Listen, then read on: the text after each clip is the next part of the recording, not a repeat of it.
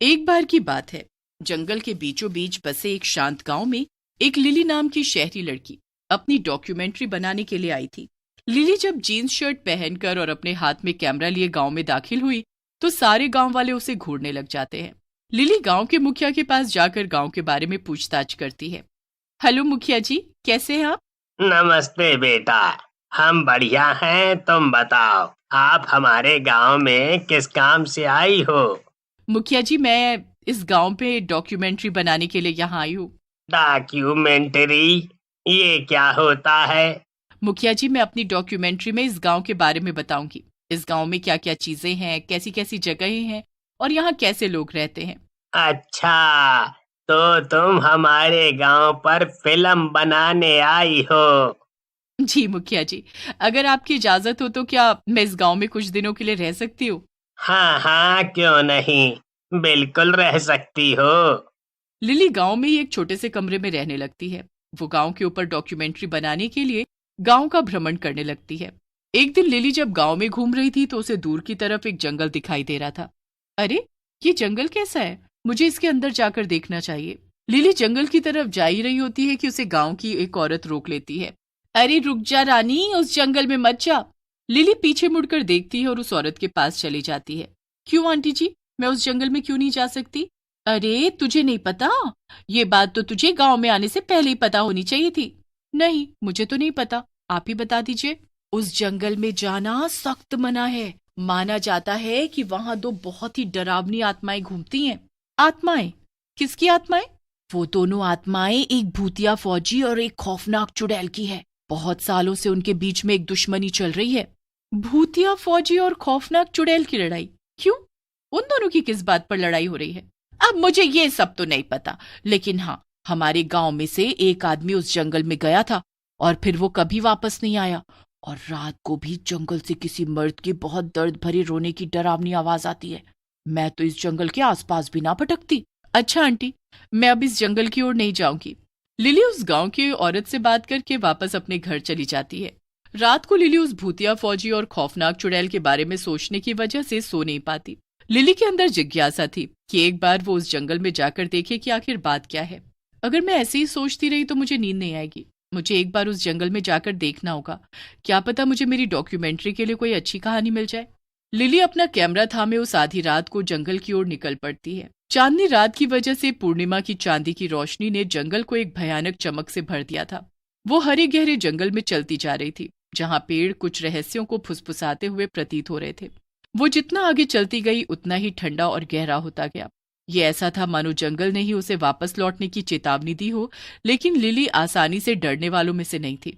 Lily को रास्ते में पेड़ के पीछे एक अजीब सी आकृति दिखाई पड़ती है। लिली उसे देखकर रुक जाती है। आखिर ये चीज है क्या? अंधेरे की वजह से कुछ समझ नहीं आ रहा है। तभी अचानक से वो आकृति बढ़ने लगती है और रोशनी की वजह से पता चलता है कि वो तो भूतिया फौजी है। उसकी लाल लाल चमकती हुई आंखें और उसका जख्मी चेहरा बहुत ही भयानक था। मेरी मदद करो, मेरी मदद करो। लिली उस भूतिया फौजी को देखकर बहुत डर जाती है, लेकिन तभी वो उस भूतिया फौजी की आवाज सुनकर थम जाती है। लिली उस भूत की आंखों में देखती है तो उसे गुस्से की जगह निराशा दिखाई देती है। वो उतना भयानक व्यक्ति नहीं था जिसकी उसने अपेक्षा की थी। वो धीरे से उसके पास आई और पूछा, तुम कौन हो? तुम इस जंगल में क्यों घूमते हो? मैं सर विक्रम हूँ, एक फौजी जिसने कई सालों पहले देश की एक महान लड़ाई लड़ी थी।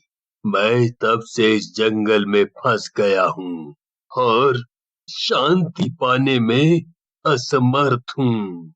लिली ने उस फौजी के प्रति सहानुभूति जताई। आपको क्या हुआ विक्रम जी? आप यहाँ क्यों हैं? मैं एक दिन अपने देश की लड़ाई लड़ रहा था। लड़ाई में मैंने एक दुश्मन देश के फौजी को जान से मार दिया था। जिस माँ का वो बेटा था वो एक तांत्रिक थी। जैसे ही उसे पता चला कि मैंने उसके बेटे को मारा है तो उसने मुझे श्राप दे दिया कि मुझे मरने के बाद तब तक मुक्ति नहीं मिलेगी जब तक कोई मेरे प्रति करुणा और क्षमा की भावना नहीं दिखाएगा।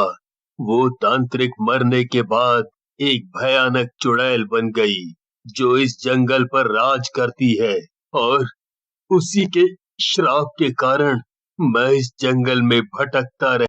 लिली का दिल फौजी के लिए दुखा, लेकिन वो जंगली चुड़ैल के बारे में जानकर आश्चर्यचकित हो गई। लिली ने भूतिया फौजी की मदद करने और जंगली चुड़ैल की दुष्टता को समाप्त करने के लिए दृढ़ संकल्प लिया। मैं आपको इस श्राप से मुक्त कराने में आपकी मदद जरूर करूंगी। क्या आप मेरे साथ उस भयानक चुड़ैल से मिलने चलेंगे? भूतिया फौजी का ये बात सुनकर चेहरा चमक उठा और उसने लिली से कहा, ये रास्ता आसान नहीं होगा। हमें भयानक चुड़ैल का सामना करना होगा और तुम्हें उससे अच्छाई की अपील करनी होगी जो अभी भी उसके भीतर मौजूद है। लिली बिना किसी हिचकिचाहट के सहमत हो गई। वो भूतिया फौजी को अपने साथ लेकर जंगल की ओर गहराई में जाती रही, जब तक कि वे एक मुड़े हुए और कटे फटे पेड़ पर नहीं पहुंचे जो गंदी और हरी धुंध से घिरा हुआ था। उस डरावनी जगह पर ही भयानक चुड़ैल की झोपड़ी थी। हमें बहुत सावधानी से इसके अंदर जाना होगा। जरा सी चूक से तुम्हारी जान जा सकती है। जैसे ही लिली और भूतिया फौजी अंदर की तरफ आए, उसने देखा कि वहां भयानक चुड़ैल खड़ी हुई है। उसके बाल कांटों से उलझे हुए थे और उसकी आंखें नफरत से चमक रही थी, लेकिन लिली उसके डरावने रूप से बिल्कुल नहीं डरी। तुम मेरी झोपड़ी में क्यों आई हो? क्या तुम्हें अपनी जान प्यारी नहीं? लिली आगे बढ़ी और करुणा भरी आवाज में बोली, मैं विक्रम जी के लिए आपसे क्षमा मांगने आई हूँ। मैं चाहती हूँ कि आप उन्हें अपने श्राप से मुक्त कर दें। भयानक चुड़ैल की आंखें आश्चर्य से फैल गईं और उसके भीतर मानवता की एक चिंगारी चमक उठी। तुम ऐसी पहली इंसान हो जिसने इस फौजी के प्रति करुणा दिखाई है। क्या तुम्हें इस फौजी से और मुझसे डर नहीं लगता? नहीं, क्योंकि मेरा मानना है कि सबके इस अंधेरे भरे दिल में क्षमा की क्षमता होती है। उस लड़ाई में सिर्फ आपका बेटा ही नहीं मरा था, बहुत से फौजियों की उस लड़ाई में जान चली गई और वो मुक्त हो गए। लेकिन आपके इस श्राप ने न सिर्फ फौजी को बल्कि आपको भी मुक्ति से वंचित कर रखा है। आप भी नफरत की बेड़ियों में बंधी हुई हैं। इसीलिए मैं चाहती हूँ कि अब इस श्राप को तोड़कर फौजी को और अपने आप को भी मुक्त कर दे। भयानक चुड़ैल की आंखों में आंसू आ गए और उसने धीरे से अपना सिर हिलाया। मैंने इस श्राप को इतने लंबे समय तक झेला है और इसने मेरे अंदर की नरमी को भस्म कर दिया है।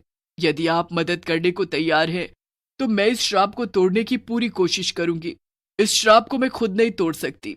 इस श्राप को तोड़ने के लिए मुझे तुम्हारी और फौजी की मदद चाहिए। मैं और फौजी आपकी मदद जरूर करेंगे। आप एक बार इस श्राप को तोड़ने का उपाय बताएं। इस जंगल के बीचों बीच एक छुपा हुआ पेड़ है।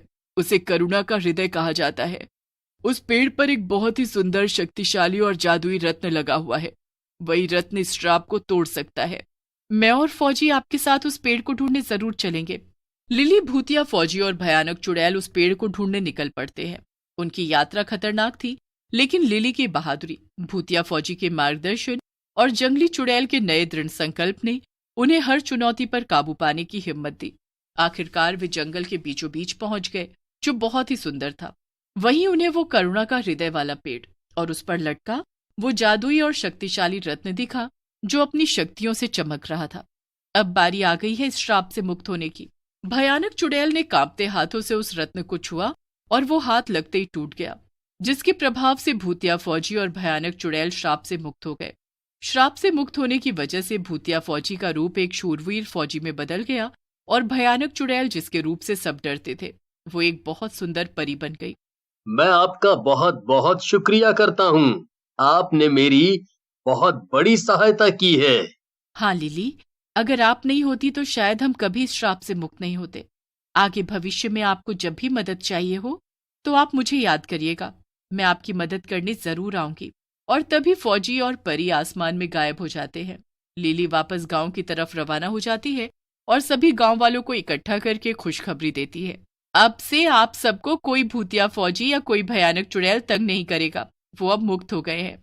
सभी गांव वालों ने लिली को धन्यवाद कहा। लिली भी अपनी डॉक्यूमेंट्री खत्म करके वापस अपने शहर को रवाना हो जाती है।